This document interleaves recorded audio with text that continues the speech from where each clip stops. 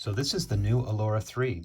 You see that it comes with a rubberized and washable backlit keyboard. It weighs 2.5 pounds.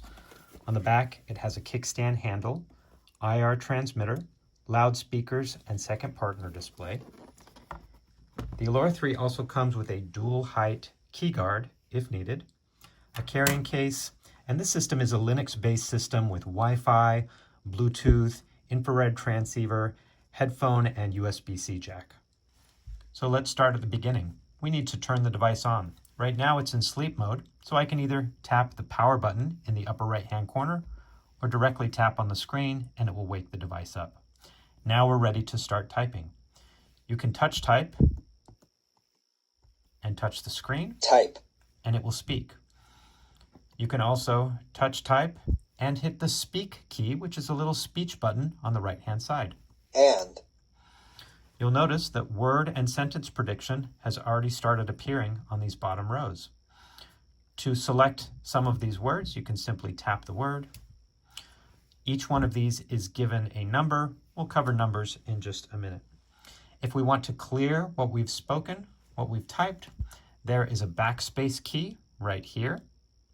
And there's an X key, which will delete everything on your screen. Let's show you the Quickfire button next. The Quickfire button is this small star key. When you press this, it will populate on the screen quick messages that you've programmed in. I put in what's up. What's up? You'll notice when we hit the Quickfire button also, on the upper right-hand corner, there's a little button that will give us all sorts of sounds. So let's show you how to add things to your Quickfire menu. I've touched our Quickfire key and it brought up our phrases screen. There's a little plus button here and you type your message. Hey. Now it's appeared right here. Hey. I'm going to clear. So again, when I select my Quickfire button, my quick phrases will pull up right there. What's up? Let's get into some other functions on this keyboard.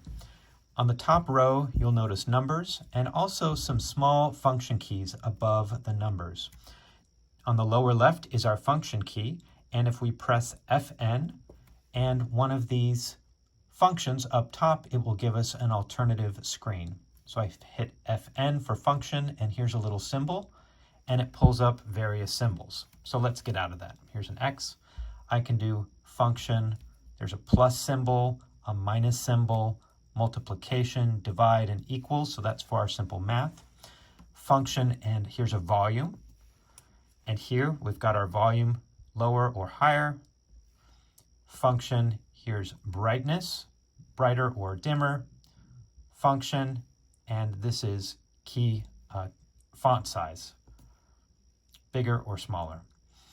Function 0 is a little box with 3 dots, and that is to, let's get out of that, function 0. That is to control the partner screen on the back. And you'll see at the bottom is a small status bar that shows right now I'm connected to the Wi-Fi, how much battery I have left, that I'm synced to my cell phone, etc. Let's cover some of these numbers. Like I said before, each word in the word prediction row is assigned a number. So here it says the and number 1 in the corner. If I touch number 1, it's going to populate it with the word the.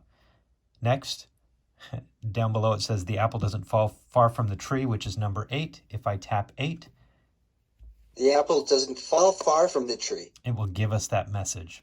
So if we want to use just the numbers, we need to use this key, which is the number lock. When I touch number lock, we'll see a small numeric padlock show up in the bottom menu bar. And now we know that our numbers are ready to use. So let me clear this.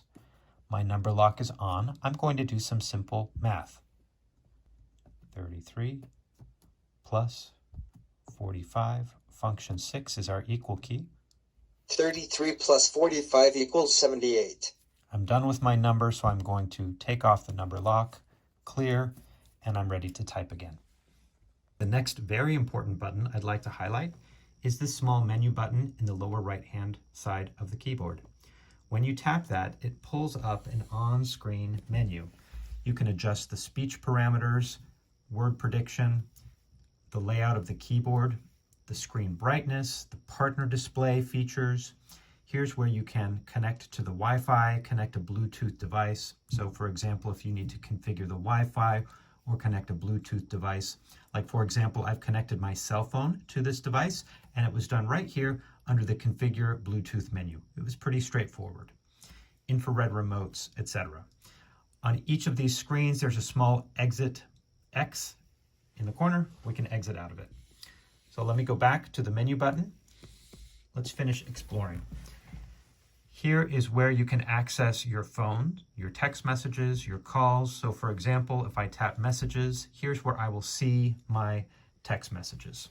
I'm going to select one. Here I can read it out loud and I can respond. The next feature I'd like to talk about is this little button on the right that is a pencil. If I tap the pencil, it will bring up the saved notes feature. I haven't saved any notes yet, so I'm going to exit out of this. I'm going to type something and save it as a note.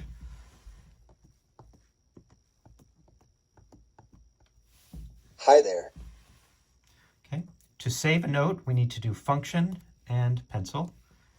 And it says, would you like to save the current message as a note? Yes. So when I hit the pencil, it's going to take me to my notes, and here I can navigate. Here are some arrow keys between all the notes. So this is where I can write up my thoughts, lists, a speech, and access it later. The next button is very important. Next to the space bar, we have a stop speech button and also a mute button. So in the corner of this stop speech button is a small mute signal. So if we hit function and that speech, it puts it in mute, and we'll see that display right here on this bottom row of the screen. The Allora 3 comes with a helpful user manual that explains all of the many features of this device. I just want to cover a few more that would be very important to use. First, if you hit function T, it will tell you the time. 3:07 p.m. And likewise, if you hit function D, it will tell you the date. When it comes time to power down the device, you can do one of two things. If you hit this power button, it puts the device into sleep mode, just like this. Remember, to wake it up, either I tap the screen or I hit that power button once more. Give it a moment and it will wake up. Now, if you really want to power down the device for the night, you're going to access the power down feature through the menu button in the lower right-hand corner. And then we're going to go to General, and there's a button for shutdown, as well as date and time, updates, and any other options that you have in the settings menu. Thanks for watching.